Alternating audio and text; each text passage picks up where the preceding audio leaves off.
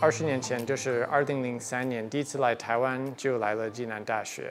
然后来是为了开会，有一个青年汉学家的会议，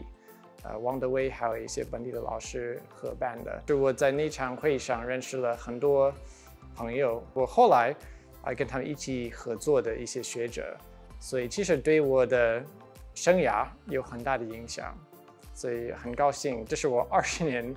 以来第一次回到暨大，然后我觉得大家都非常好客，非常欢迎，所以有这次机会交流，我觉得很棒。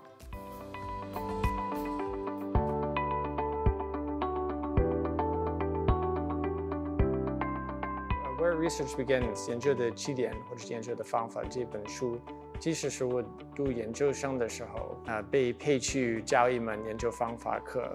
然后我的同学Tom Mullany莫雷宁也教了同样的课，然后我们每个礼拜都见一次面，然后讨论。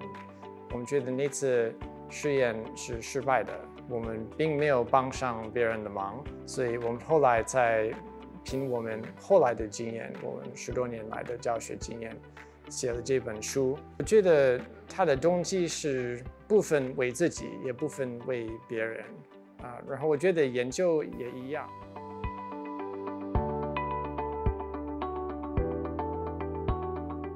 书里面第一部分叫做怎么变成一个以自我为中心的研究者，但是第二部分是要超出自我，所以就是说自己的兴趣也许是一种，或者是你自己注意到的东西，可能是一个出发点，但是不见得是重点，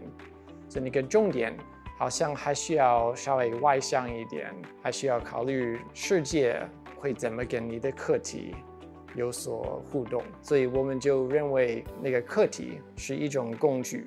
如果你抓住的那个课题是什么，你就可以用它来除掉很多虽然是属于你的主题，但是其实跟你真正关心的不是很密切的。这样子你就不会觉得这个文献是一种沼泽，然后就逃不出来。